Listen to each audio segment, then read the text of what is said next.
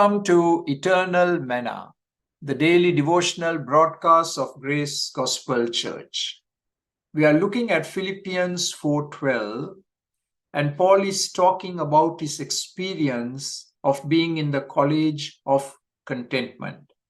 So I want to focus on the last part of that verse where Paul says, whether well-fed or hungry, whether living in plenty or in want. Now, this word well-fed, Paul says, I know what it is to be well-fed.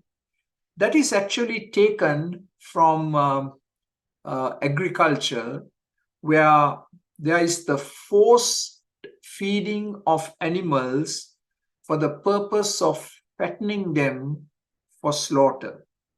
Or it can refer to birds that are gorging on their prey. Or it can refer to the satisfying the needs of a very hungry large crowd. And Paul says, I know what it is to be well-fed. The Lord in His grace and mercy has permitted circumstances in my life where I have been very well fed with the best of foods. But Paul also says, I know what it is to be hungry. And the word hungry there means to starve and to be famished. Now, honestly, for all of us who are listening to me, I think the first one is the reality. We are well fed. We border on obesity. So much of food. And we are going to enter the Christmas season where we are going to go from one function to the other, and we are going to eat and eat and eat. And we don't understand the real meaning of the word hungry, to be famished, to be starving. And of course, there are parts of the world where that is the reality. And we need to sympathize with people like that. And we need to do whatever we can to help alleviate that need of starvation. So to use another image, in shadow or sunshine. Yes, there are times when we have to live in the shadows, but there are times when we live in the sunshine. One of my favorite expressions is, bask in the sunshine of God's love daily. Even when you are living in the shadows, you can bask in the sunshine of God's love.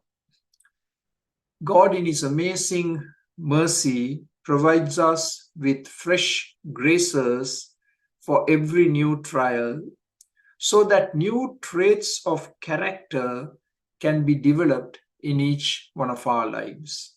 Yes, His mercies are new every morning, and the circumstances of our life can change very, very rapidly.